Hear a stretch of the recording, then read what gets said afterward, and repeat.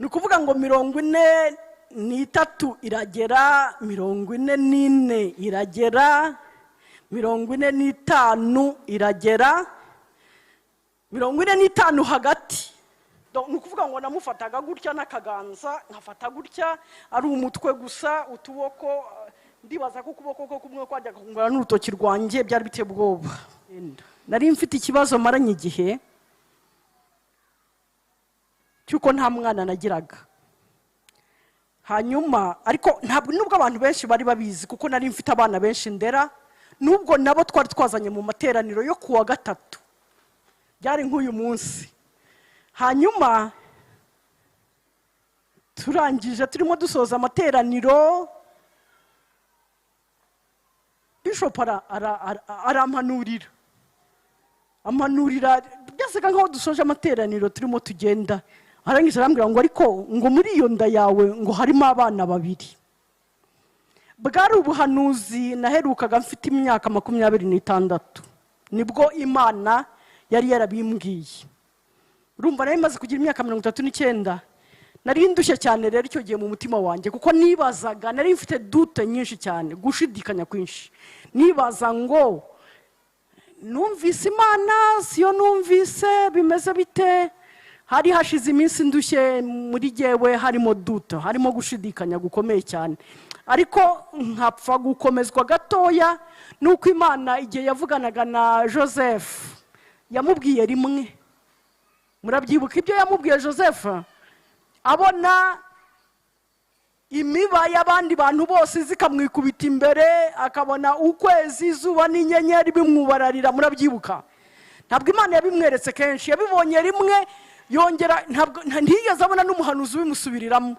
Mwiyerekwa wenda mu masengesho ye yagiraga, nta hantu Bibiliya itubwira ko yigeze yongera kubibwirwa, ahubwo abibona bisohora ageze imbere ya Potifa, ageze imbere ya Farawo, umunsi bamukuragaho kuba umuprisonnier, agahita aba premier ministre.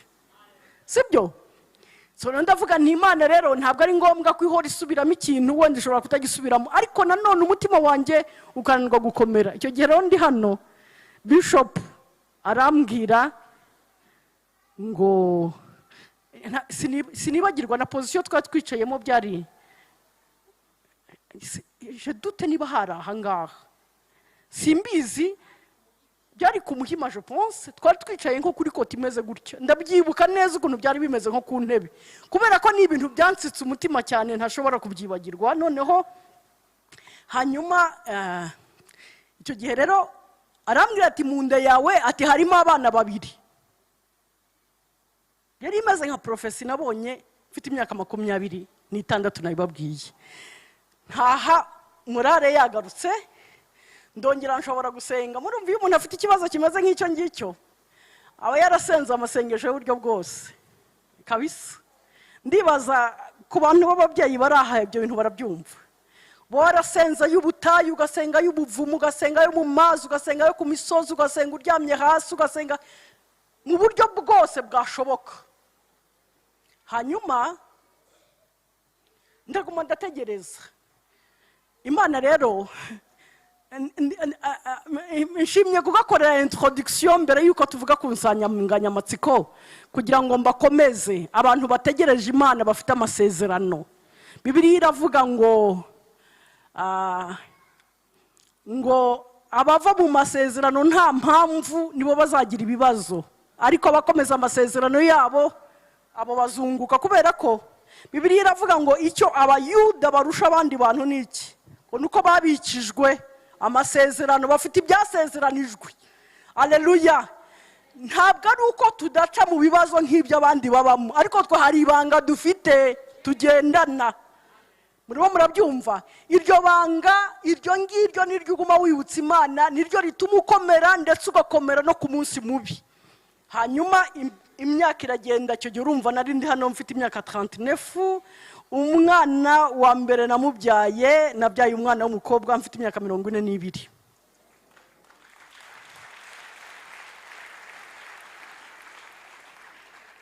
ubwo ubwo nawe kumubyara mwibuke nagira ngo mbakomeze hari igihe umuntu aza agashima mukibaza ngo ibintu byo kugendana n'iyi Mana ni ibintu birebana ni nko kurya utunyobwa ariko ni ibintu byo kwihangana ni ukwihangana kuko nk'ubwo Imana ntabwo rimwe na rimwe ntivuga detail ikubwira juste ikubwira resultat gusa kabwa ngewe nguhaye abana babiri nzaguha abana babiri uzabyara mu nda yawe ariko ntumenye urugendo bizacamo ukuntu bizaba bimeze kuko nk'ubwo njya kumubyara uwo mwana namubyaye ari umupremature w'amezi 6 kuvuga ngo kore yanjye yafungutse ku mezi 5 kwa muganga baragerageza ku bintu byo gukora cerclage nutabyumva nukugerageza gufunga kore nta detail sinzijyamo hanyuma birananirana bigeze ku mezi 6 nukuvuga ngo umwana yari afite ibyumweru 28 hafi 29 ariko kubera uko kwezi nari maze hasi hejuru inda yenda kuvamo bibaza ari bibazo bari baragerageje kuntera inshinge kugira ngo umwijima we ukomere bihaha bikomere just bitegura ko anything can happen intambara nyinshi abarozi hasi hejuru byari ibitero yari intambara wagira ngo ni guerre mondiale byari biteye ubwoba pe ibitero bikomeye cyane nukuvuga ngo hari defi shetani yari yarashizeho ko ntashobora kubyara ariko hari n'ikimana yari yaravuze ibyo bintu rero bikakurwaniraho intambara zikomeye cyane hanyuma ndangije nza kuremba bigeze aho muganga arambwira ati imiti yose nagerageje inshinge naguteye ntabwo byashoboka rero ujye Faisal niho bagira couveuse nziza kuko umwana wawe aravuka akiri muto ibiro nibike nukuvuga ngo kubera ko kuntu namaze igihe ndwaye yavutse afite 1 kilo kimwe na 164 grammes ku babyeyi babizi nubundi niyo umwana avutse rero nubundi nuwavutse neza ibiro bisubira inyuma hasiko rero ufite ibibazo byaje no gusubira inyuma biba 700 grammes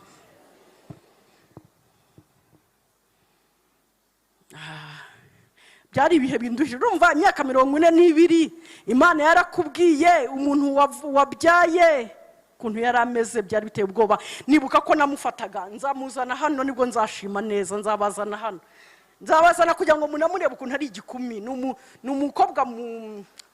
numukobwa uyu munsi afite imyaka 9 ariko tugiye kumugurira imyenda tumugura nk'umwana wa 13 ans imyaka ntabwo wabimenya ariko namufataga gutya ikiganza gutya nkora mfata kangaru batayize nukuvuga ngo iyo umwana yavutse tuzuye kugira ngo ashobore nibura gukura mushyira mu gituza akajya yirirwamo kugira ngo profit ubwo bushyuhe umwe donc nukuvuga ngo namufataga gutya n'akaganza nkafata gutya ari umutwe gusa utuboko ndibaza ko kuboko ko kumwe kwajyaga kungura n'urutoki rwanjye byari biteye ubwoba narabirebaga bikantera gahinda nari narabaye bouche bée hanyuma umwana arakura ariko ubwo singiye muri sakasi ndende zo muri ngo jonise ngo wati ngo amaraso ngo yabuze ngo ibibazo bitagira uko bibarwa byinshi cyane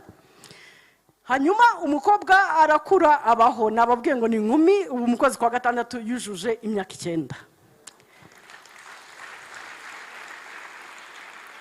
ndangije muribuka ko mfite imyaka 42 icyo gihe ndimo mubyara hanyuma ntegereza umwana wa kabiri hanyuma rero abantu bose banzi kugiye cyose nababwiraga amasezerano mfite nkababwira ni nazasohora muzabimenye mushimana Imana nanjye noneho abarokore bakanyegera bakambwira batari ko wazabyihoreye uwo yaguhaye ko hagije aho kugira ngo azareke kuza dore umaze no gukura urumva bakampugura bati utazajya wica ubutumwa bwiza ntabwo ntoya ntabwo mwica ubutumwa bwiza agenda avuga iby'Imana yambwiye aho uwa mbere yaturutse niho n'undi azaturuka kuko n'ubwa mbere nta ruhari nabigizemo na rumwe ni ukuvuga ngo nari mfite ikibazo gituma ntashobora kubyara. Ibyo ngibyo nzabitangaho ubuhamya ikindi gihe bituma bitashoboka.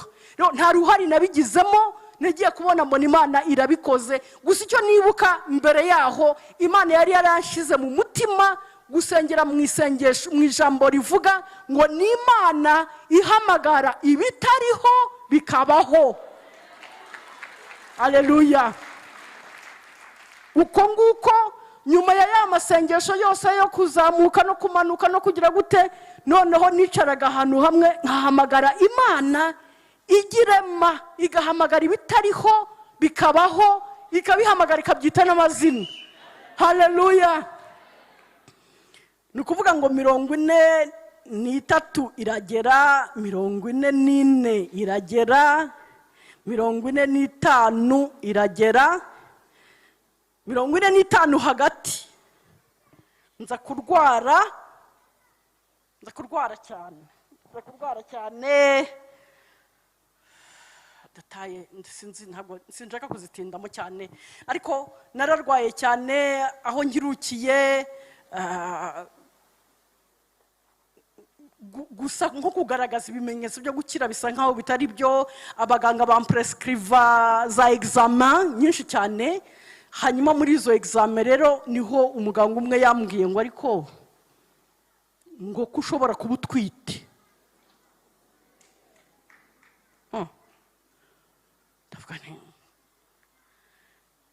Nanjye ndavuga nti yenda byaba ari byo, ariko bikubisemo aho ndavuga nti niba ubikeka ndarara nkoze test.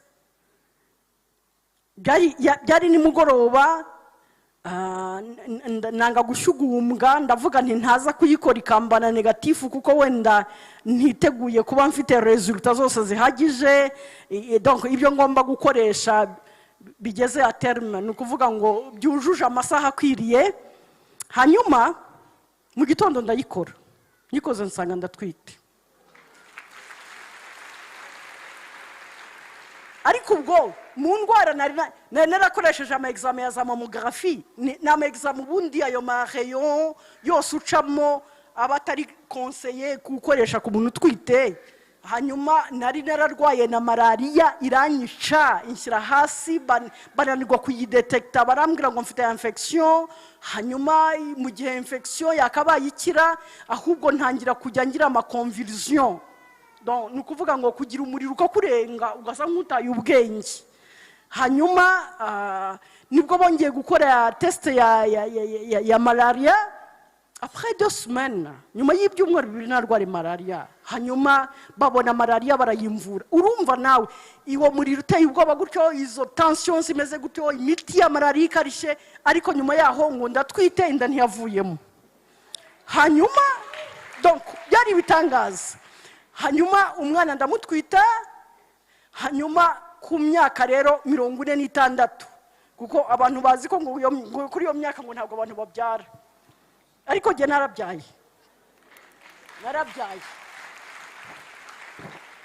Ku myaka 46 hanyuma mbyara umwana wundi w'umuhungu.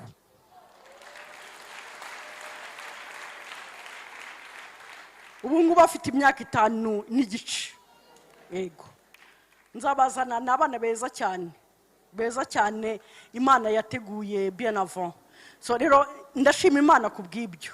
Rero nibuka nakozeho reference, kuko nibuka ko mu rugendo, buriya mu rugendo hari amasezerano abantu bafite amwe namwe. Hari abantu tuzi bagiye bapfa amasezerano yabo adasohoye. Namwe murabazi.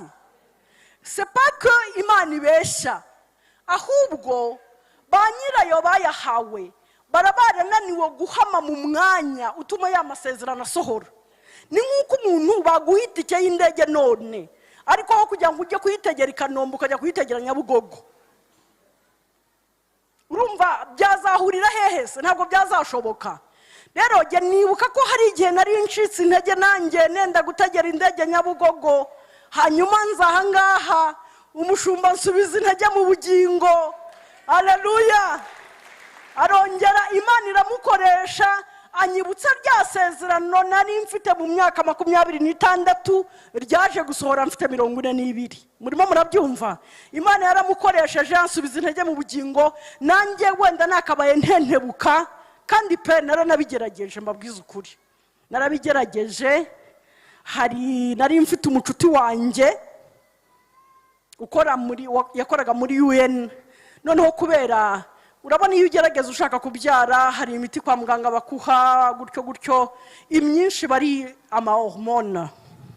Ayo mahormone rero atera deformation y'umubiri. Noneho rero uwo mucuti wanjye yari yarakoresheje rero ibintu byo nawe yari yarafashe amahormone, ariko rero aza kumwe yaraguteye ibinure, ibitugu, inda, ibintu. Arambwira ati uzabaho nta mwana ufite, unanirwa no kwambara umwenda ukubere, ujye uhora umeze utyo. Ati yewe mvuye Rabat muri Maroc, ati rero bankoreye ibyo bita liposuction, ni ibintu byo kuvoma ibinure mu mubiri.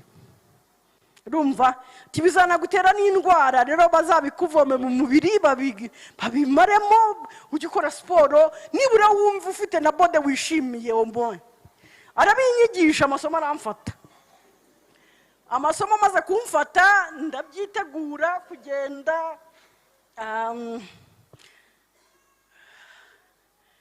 Ndibaza sinzi niba Imana yarambujije mu buryo buri direct, kuko yimbuza wenda nari burebireke, ariko nabonye ibimenyetso byakabaye bimbuza kugenda, ariko ntabwo nabyumvise. Narabanje once ngiye ku kibuga cy'indege, aho nafashe rendez-vous, ibitaro birahinduka banyohereza ahandi. Undi munsi ngiye ku kibuga cy'indege nagombaga kugenda minuit n'indege ya Istanbul ijya Istanbul. Hanyuma ngezeyo barambwira ngo ntabwo mfite ya card ya yellow card, kandi ubundi batayisaba. Biba ngombwa ko nsibira, byari vendredi, ndasibira kugira ngo nongere nyifate kuwa mbere. Kubitewe n'ukuntu nteye nanga ibintu bibene nk'ibyo, ibintu bintinza kandi rimwe na rimwe bitamfitiye n'umumaro. Ariko ndavuga ntoya, reka nihangane, ariko nshitani yari minyoshya.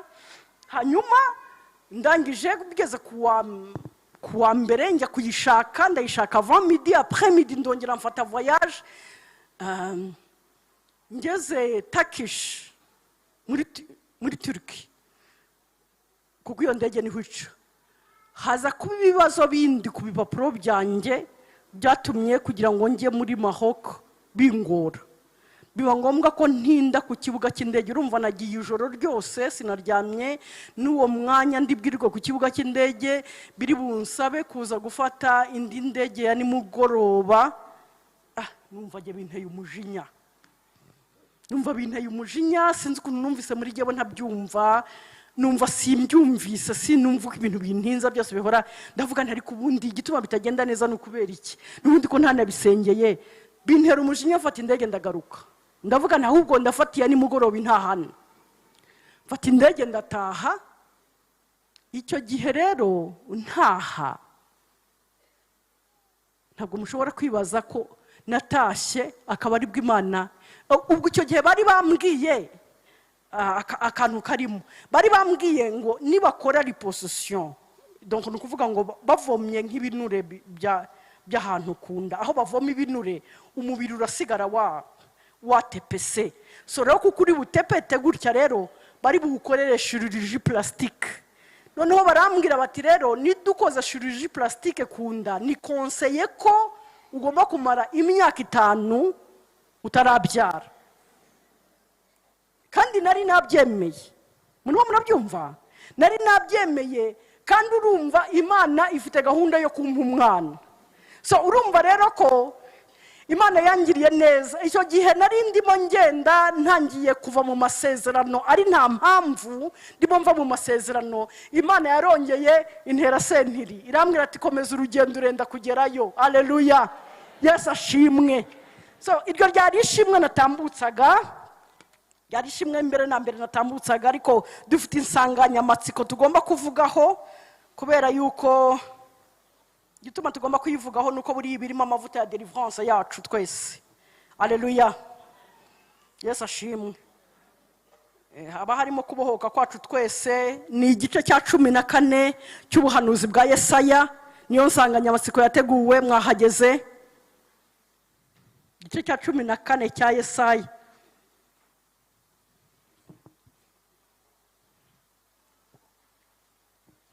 Murayizi insanganyamatsiko mufite? Turasoma duhere ku murongo wa kangahe? N'umurongo wa 3 haravuga ngo uwo munsi Uwiteka namara kukuruhura yewe wari urushe we. Uwo munsi Uwiteka namara kukuruhura umubabaro n'umuruho n'agahato bagukoreshaga. Arakomeza, umwami w'i Babuloni uzamukina ku mubyimba uti, erega umunyagahato ashizeho, umurwa w'izahabu nawo ushizeho. N'uwo murwa w'izahabu yiwe, ntabwo ari izahabu yacu isanzwe, ariko ubu mukanya turi bukine kuri uyu mwami w'i Babuloni ku mubyimba. Numvise John yasezeranyije umudiho tugiye kubyinira Imana dukina umwami w'i Babuloni ku mubyimba mu izina rya Yesu.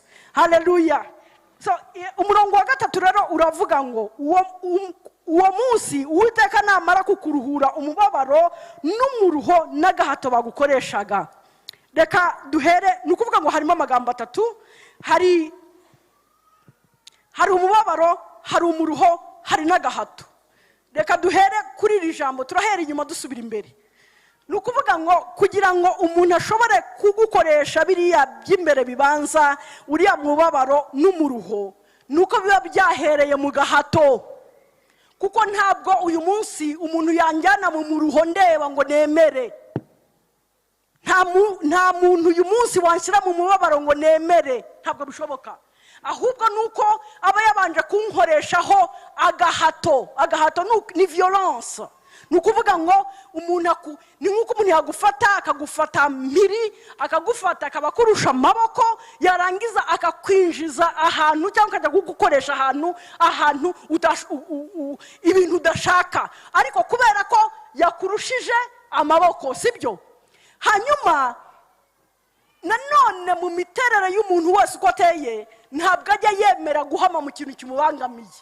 Nabwo niyo wanshyira mu muruho ukanshyira no mu gahato, nanone naba nshaka inzira yo kubisohokamo. Rero niba rero umuntu ashobora kubitindamo akaruhiramo, agakoreshwa agahato, n'inzira yo gusohoka rimwe na rimwe bayabuze. Ubikoresha ninde rero? Bibiliya ivuze hano. Bibiliya ivuze ko ari Babuloni ubikoresha. Imana idufashe cyane. Babuloni ni iki mu mvugo y'umwuka? Reka tugende. Babuloni mu buryo bw'umubiri, mumaze iminsi mwumva intambara zo muri Iran na Israeli. Muri Iran hariya niho mu buryo bw'umubiri niho Babuloni yahoze.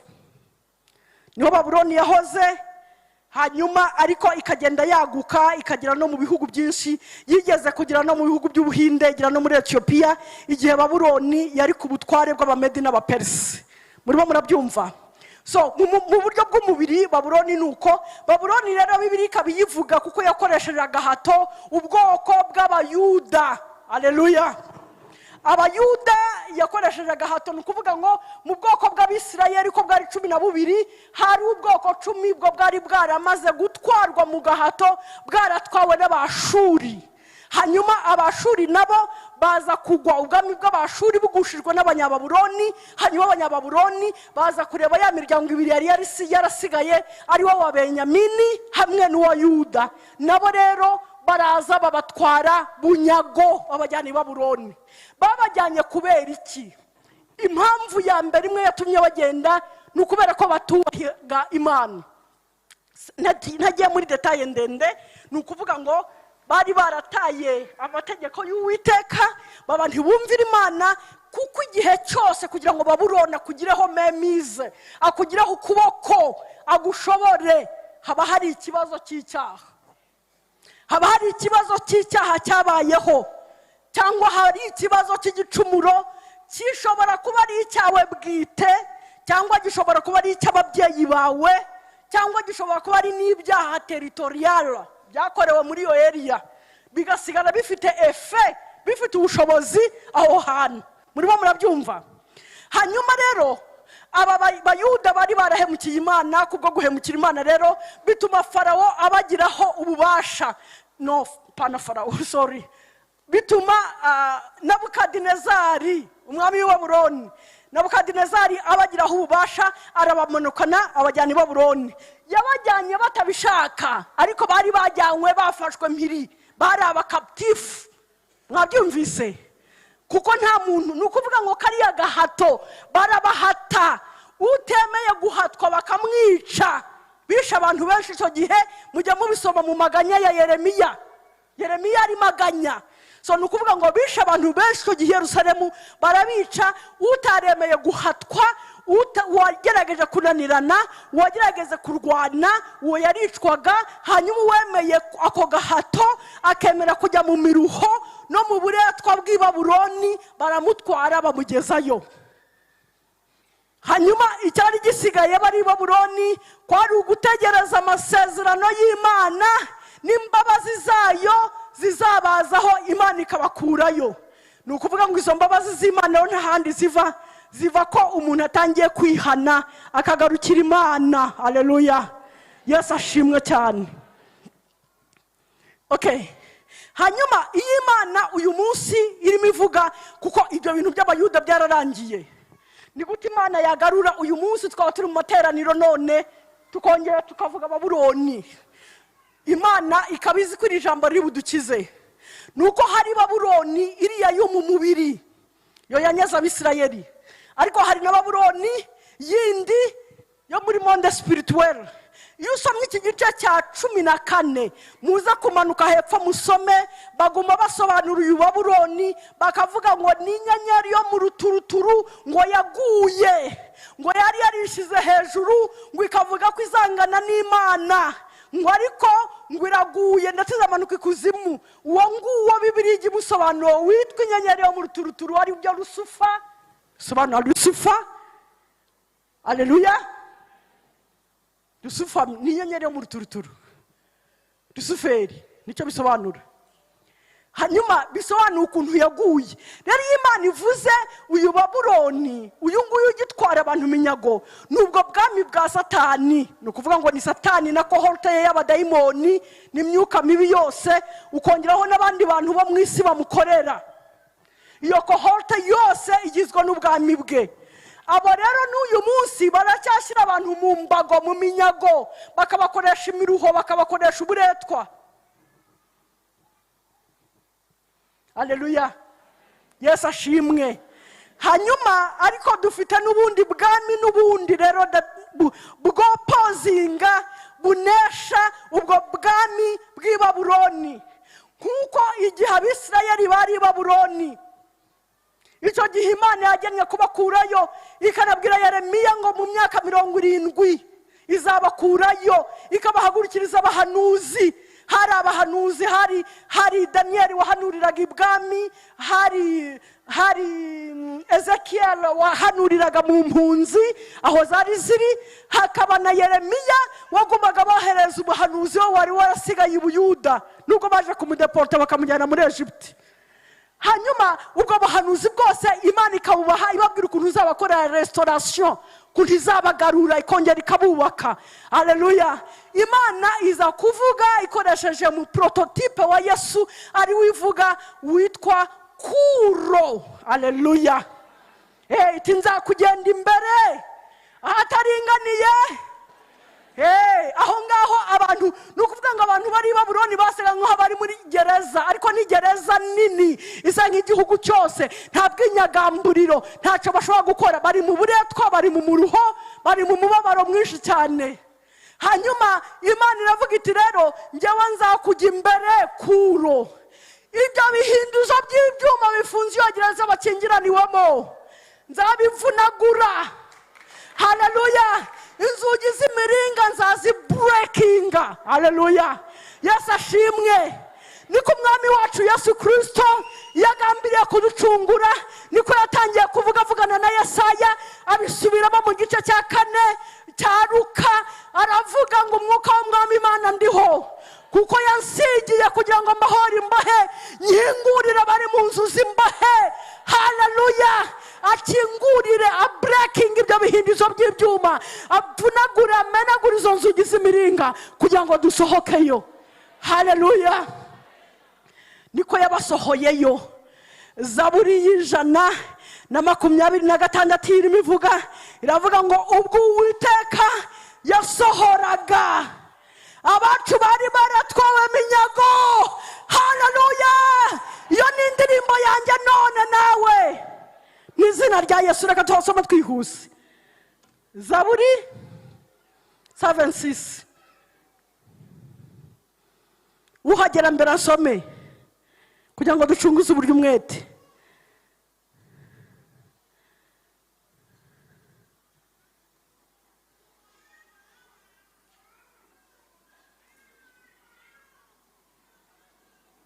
Ntabwo murahagera?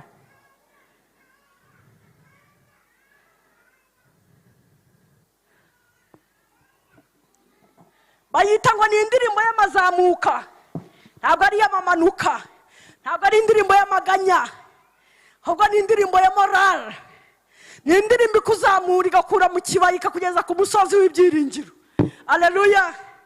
Yesu ashimwe cyane. Ubwo Uwiteka yagaruraga bajyanyweho iminyago b'i Siyoni, twari tumeze nk'abarota.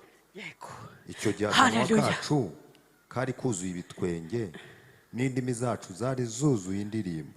Ariko murumva kugira ngo bumve bameze nk'abarota, nuko utabitegereje, ntiwari ubitegereje. Uyu munsi bitewe n'iminsi n'amezi cyangwa n'imyaka umaze mu bushomeri, ukaba ntiwiyatanda ko uyu munsi warara ubonye message guhamagara, ukaba ntubitekereza. Ahari wadura bipostponing ukabyigiza kure, ukibaza ko byazaza mu bundi buryo, hari ahandi bizaturuka, hari inzira yindi waciye.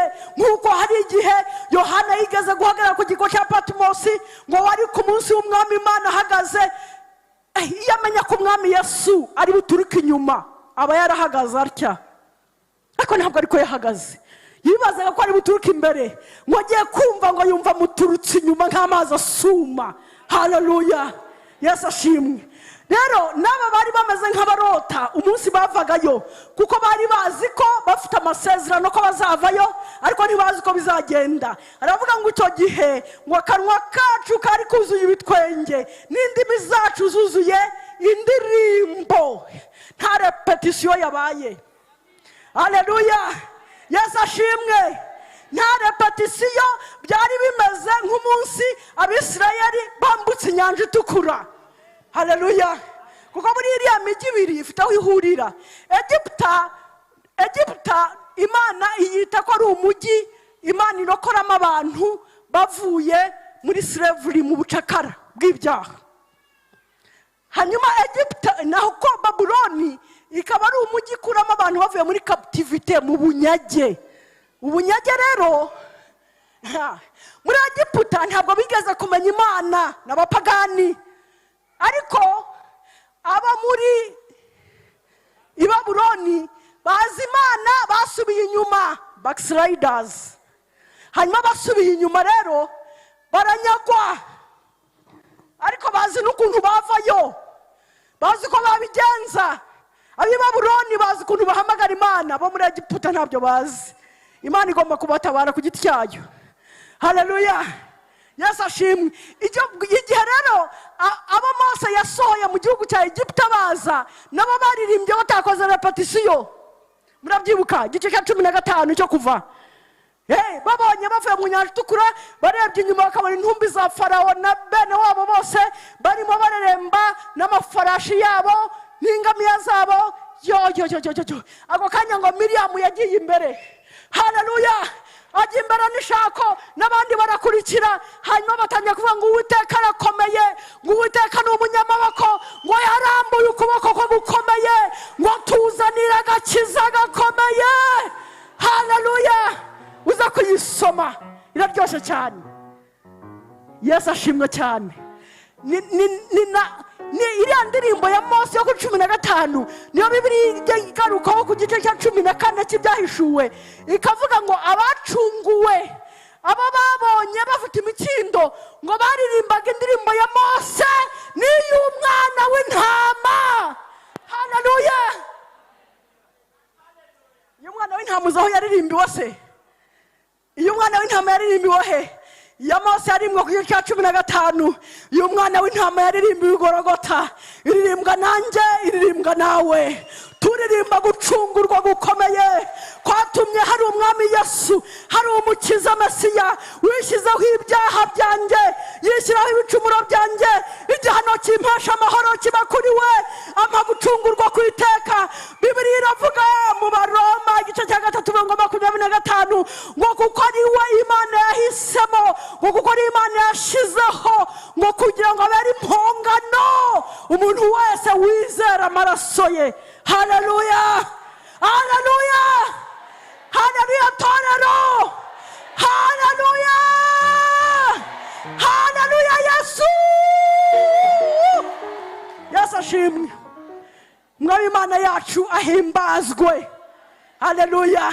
Niyo mpamvu rero Yohana ari ku kigo cya Patmos yabonye ngo bacunguwe, ngo barimo baririmba indirimbo ya Mose n'iyo mwana w'intama. Amen. Yesu ashimwe. Ubwo twavaga i Babuloni. Haleluya. Reka nsome passage imwe ngiye kurangirizaho. Iri mu byakozwe n'intumwa.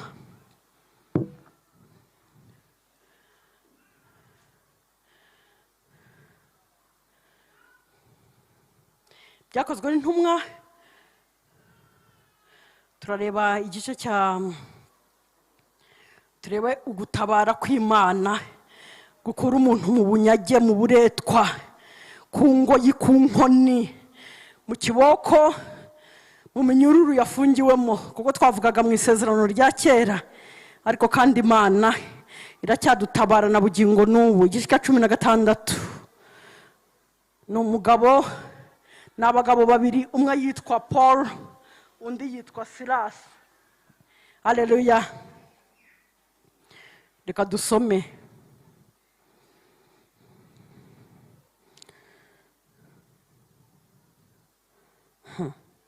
Ndimo ndibaza aho mpera.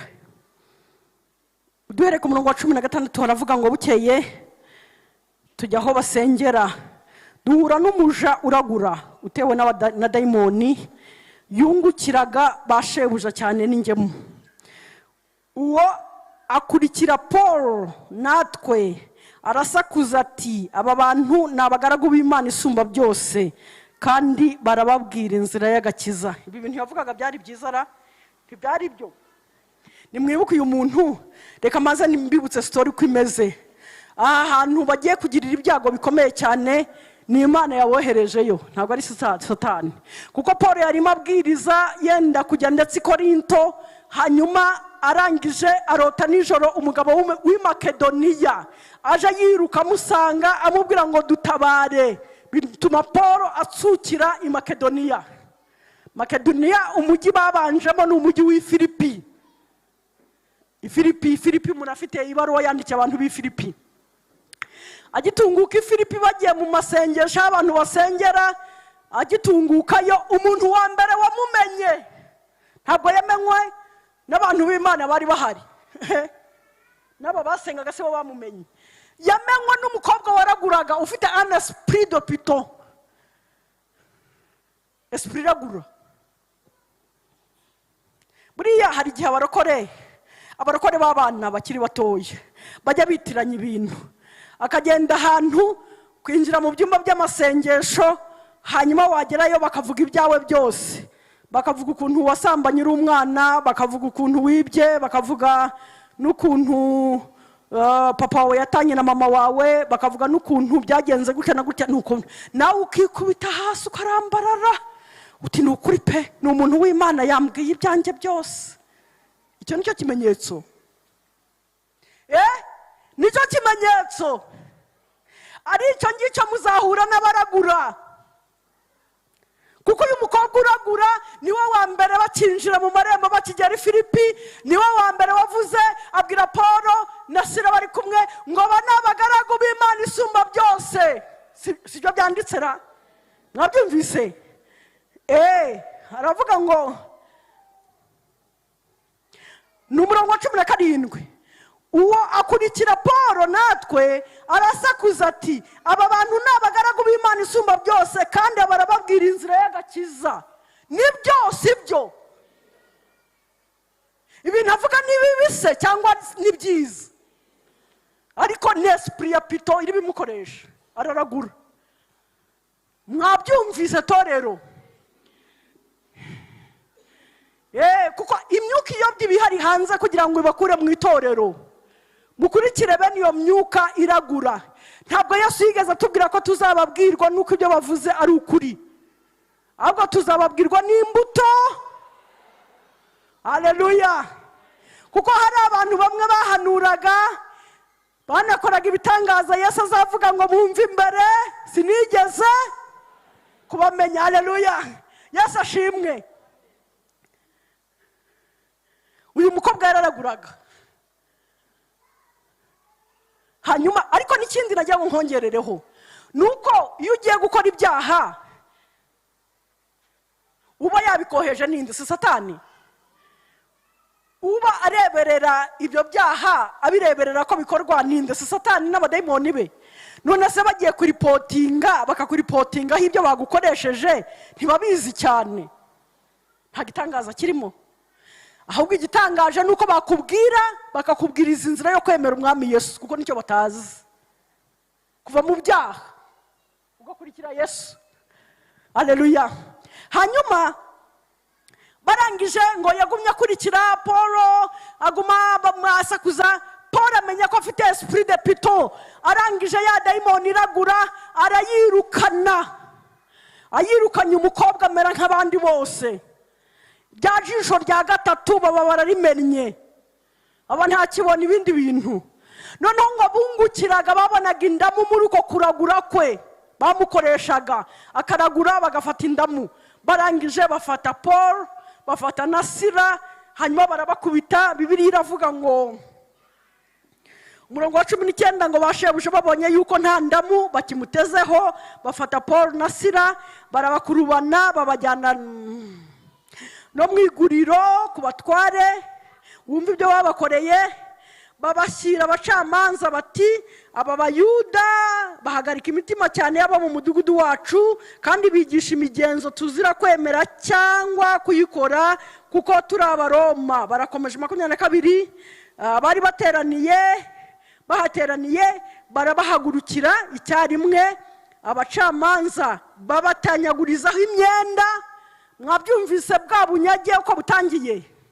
Ya miruho imwe twasomye ku gice cya 14 cya Yesaya.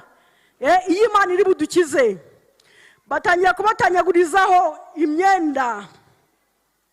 Hanyuma bategeka ko bakubitwa inkoni.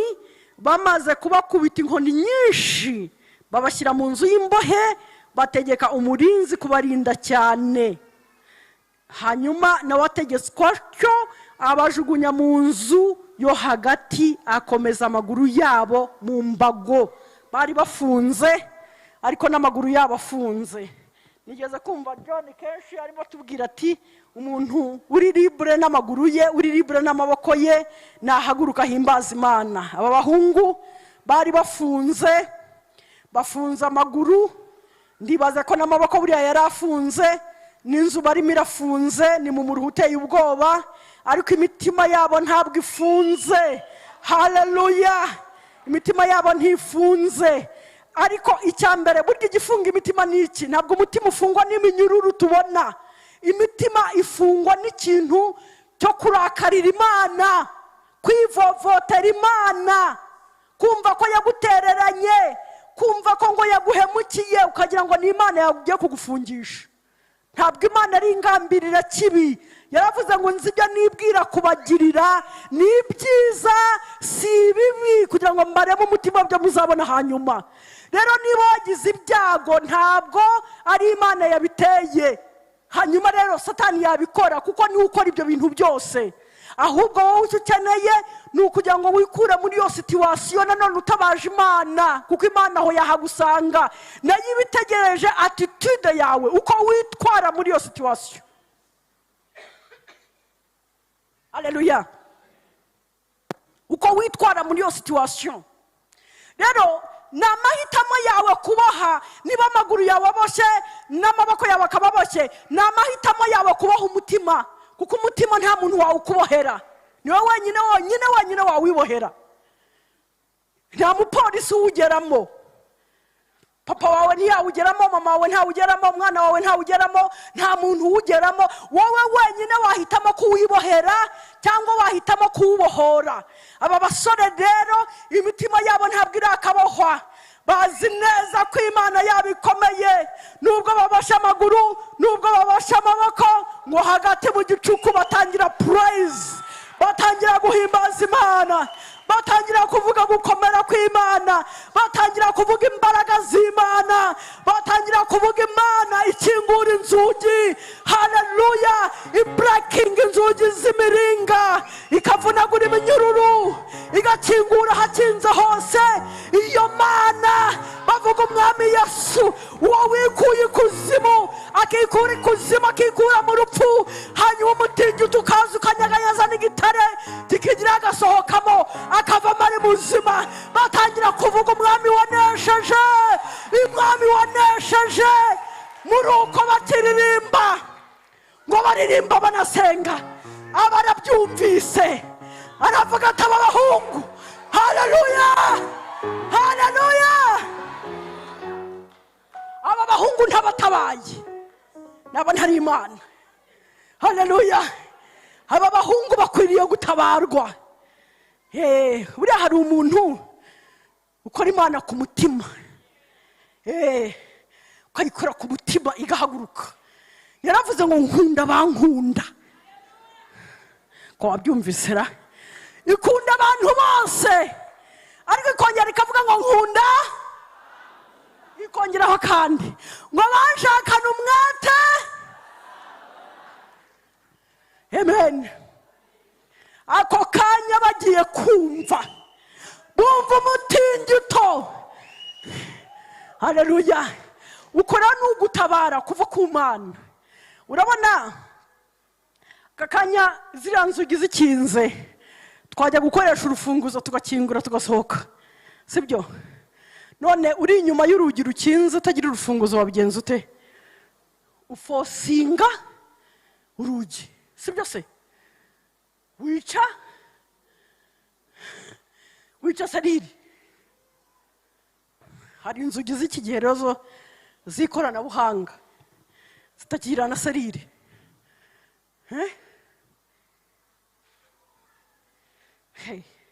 Ni ukuvuga ngo uraruforsa uburyo ubwo aribwo bwose. Niba uri burwasa n'ishoka, niba urugira gute, ariko uraruforsa kugira ngo usohoke, sibyo? Rero buriya hari inzugi twitondera tukanavuga amasengesho menshi kuko tuzi ko rufungurwa. Urabona buriya ntabwo inzugi zose zikinzwe kubera ari shitani wazikinze. No way. Hari inzugi zimwe zikinze ari ukugaragaza originalite y'ikintu. Ni ukuvuga ngo iyo uguze ketchup, mvuze urugero rwo amavuta yo kwisiga, haba hariho icyo bita siri murayizi? Haba hariho siri. Usanze siri yabaye broken ntabwo wayatwara, ubwo bigaragara ko atagifite originalite, sibyo? Rero ni ukuvuga ngo hari ibintu bikinze kubera originalite yabyo. Hari n'inzugi ziri imbere yawe zikinze bidatewe nuko ari Satani wahaje, ahubwo kuko uhereye kwa sogokuruza wawe w'iyo hirya ntabwo bigeze bagera kuri uru rugi ugezeho. Bakuze ari abakene, gukira kwabo kwari ukorora ihene, noneho utunze imodoka. Nose urumva udatangiye gukingura inzugi zitazwi, za zindi zo Yesu avuga igihe yaje kutubohora, kavuga ngo yazanywe no kubohora imbohe, ukiza ibisenzageri, gukingura bari mu nzu z'imbohe, ngo kugira ngo aduhindure kuba ibiti byo gukiranuka byatawe n'Uwiteka tumuheshe icyubahiro, ngo hanyuma tuzasana ahacu habaye amatongo n'ahabaye imyirare uhereye mu gihe cya kera. urumva rero hari ibintu ukurikije genealogy y'iwanyu ari imyirare, ntabwo yigeze n'ahantu hatigeze hacibwa n'umunsi wa rimwe. You are the one kugira ngo utere intambwe ya mbere. Urwo rugero rurakinze, ariko iyo urugezeho ni ukuvuga ngo c'est juste kwizera Imana ijyana Imana de elevata, uzamura umuntu. Imana yatugambiriyeho dufiteho destiny nziza muri Kristo Yesu, iyo yibwiye uhereye ku kuremwa kw'isi. Haleluya. Nukuvuga ngo hari ibyanditswe proclama kuko ari Imana ibikora yakugeneye kukugeza kure. Hari ibyanditswe, ariko hari inzugi zakinzwe na Shitani. Izo rero ntabwo Shitani munegosiya. Shitani ntabwo mwanegosiye, munegosiye kwibesha kwa negosiya nawe. Abarimo yiga imipango yo kukugusha noneho nabi cyane. Urumva? Ntabwo Shitani yo tunegosiya nawe, ahubwo nuko umubreakingiraho urugi. Ni wowe uyu w'Ibabuloni. Haleluya. Nta negociation zihari, ahubwo ni ukuvuga ngo turabreaking izo nzugi. Ubwo rero amaboko afunze n'amaguru akaba afunze, ukareba impande zose ukabona nta bushobozi ufite, hari ubundi bushobozi busigaye hejuru mu ijuru. Haleluya.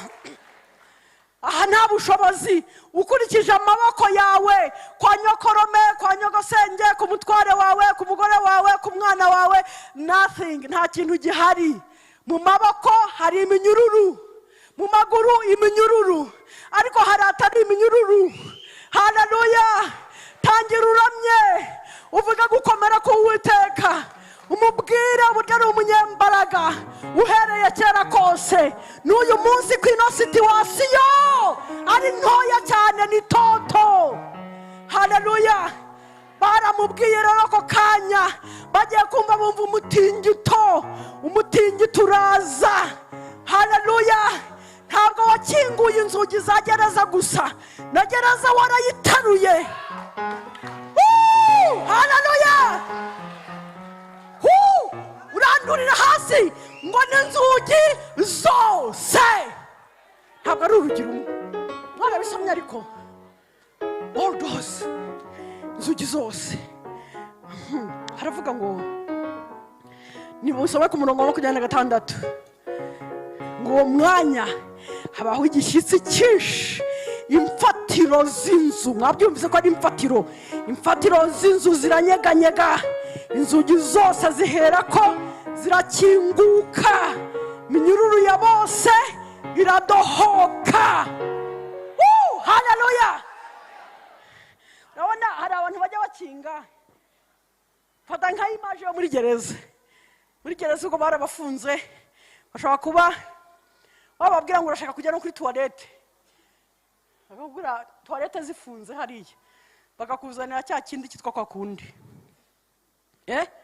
Mujya mucyumva? Cya kindi kitwa kwa kundi ngo bari kugira gutyo, kandi toilette zihari. Kavuga ngo ariko ndashonje, nta biryo bihari, nyamara stoke ibiryo birimo. Uwo munsi inzugi zose zarakingutse. Ushaka toilette ya VIP ntabwo yari igikinze, ushaka stoke ibyo kurya ntabwo byari bigikingiranye, ushaka urufunguzo rw'amapingu ye ntabwo yari agikinze.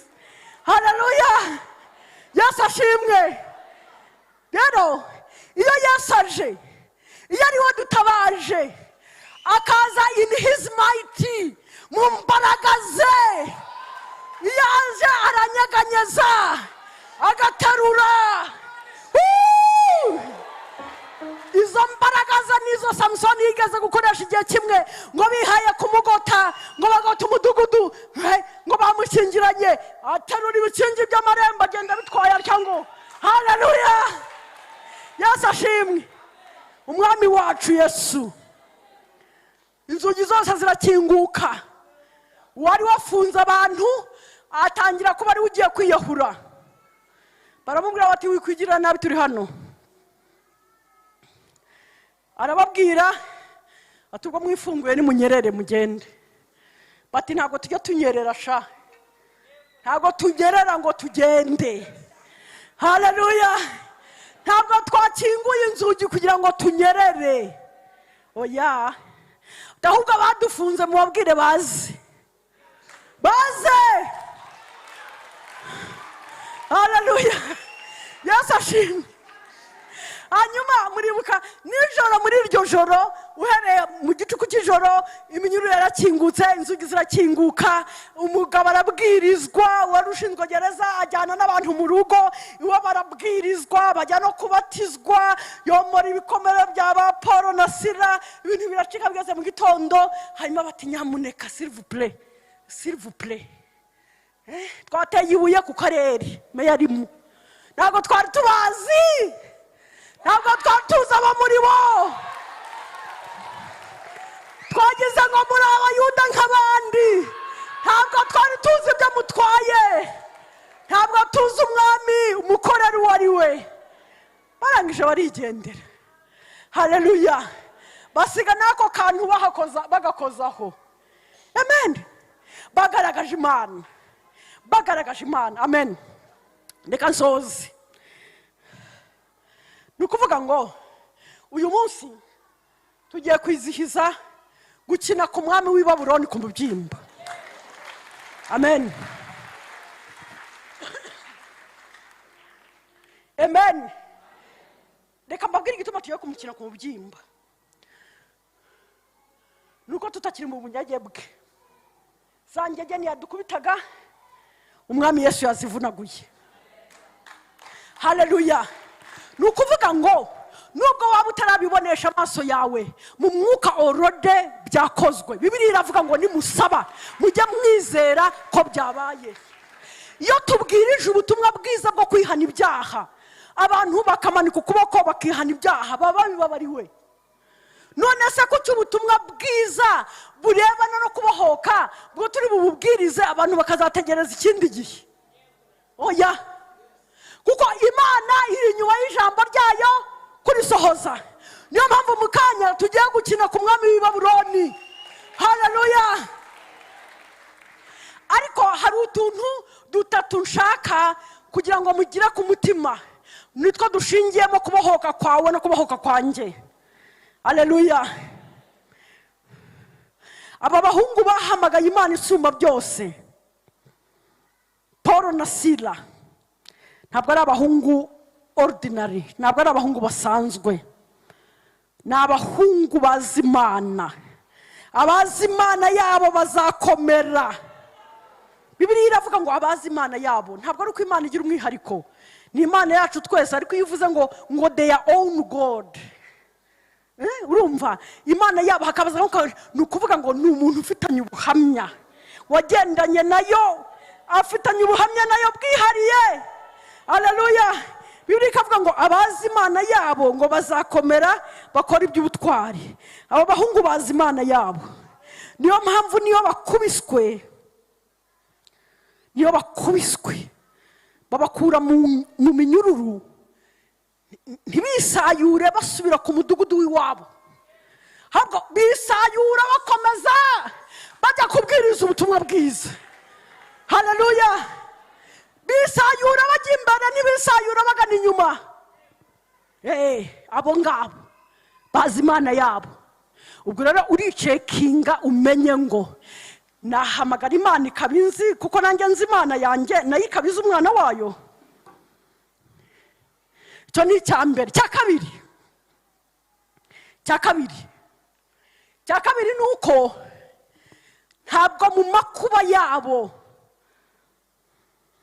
bivovotera Imana. Abisirayeli ikintu cyabahejeje mu nzira, urugendo bagombaga kugenda iminsi 40 bakarugenda imyaka 40, ni ukubera ibintu bya mamaring, kwivovotera Imana. buri kese Mana wari warambwiye ibi, none se ubu ngubu hari igihe nigeze kujya gusenga umunsi umwe ndi ku musozi kumwe tiyo dusenga mu butayu, ukumva umuntu arimo arubahuka aravuga Imana ngo ishaki ngo ariko Mana ngo uzasame ndebe ngo kutagira indime ebyiri. ndavuga nti uyu muntu ngumye kumusengera uruhande yanteza ibibazo, njya mungira kuri, ndavuga nti reka dawe ataza kumukubita amaraso akantarukira. urumva hari abantu bateye ubwoba babwira Imana amagambo utabwira na papa wawe. imana le souverain.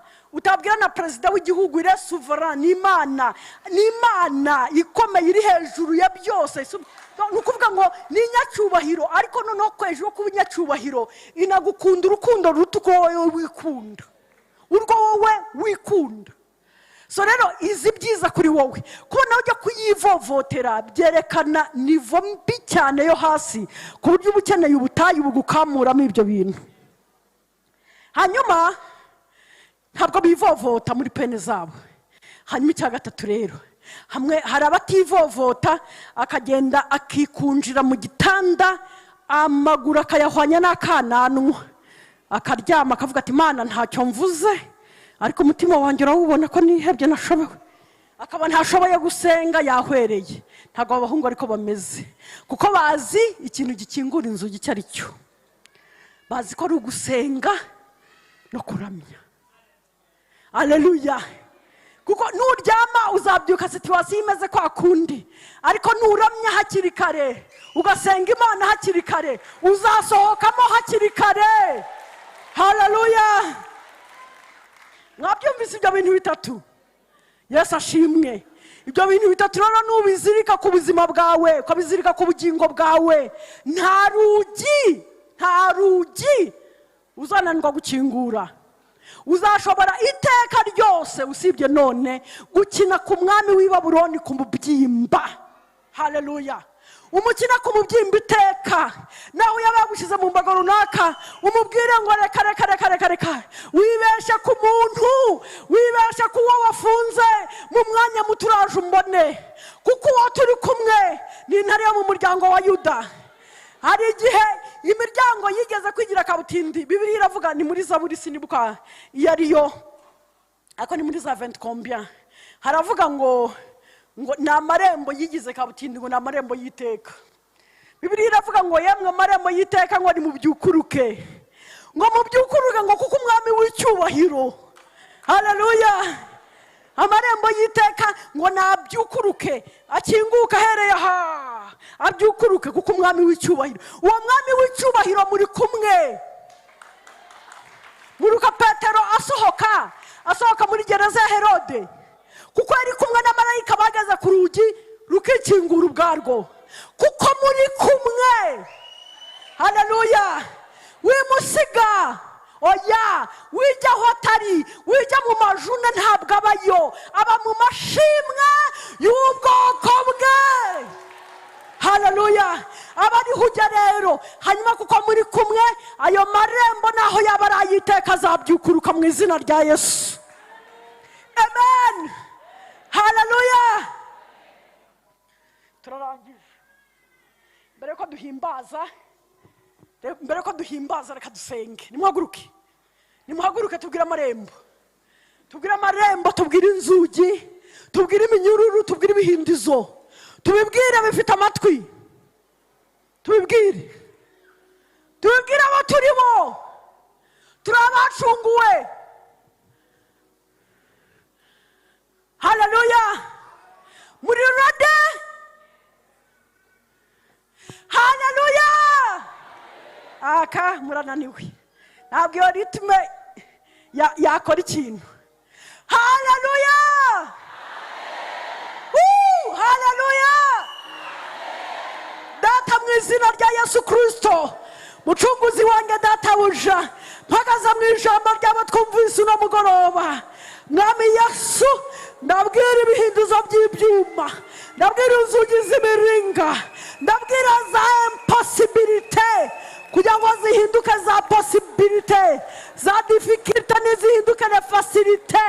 Mu izina rya Yesu Kristo w'i Nazareti, inzira zari zikinze nizikinguke mu izina rya Yesu Kristo. Ndasenga mwami Yesu kugira ngo databuja ibitare byari bihari nibikinguka bivubura amazi, ubwoko bwawe tunywe mu izina rya Yesu. Mu izina rya Yesu turakwambaza izina ryabo Yesu Kristo.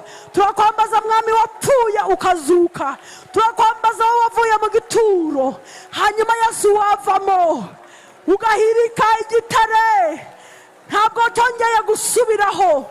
Abari ku bitare byose byari bidukingiranye abariko ibituro byacu bikinguka mu izina rya Yesu, mu izina rya Yesu, kugira ngo dufungurwe nawe data. I bless your name, Lord. Thank you, Jesus. Thank you.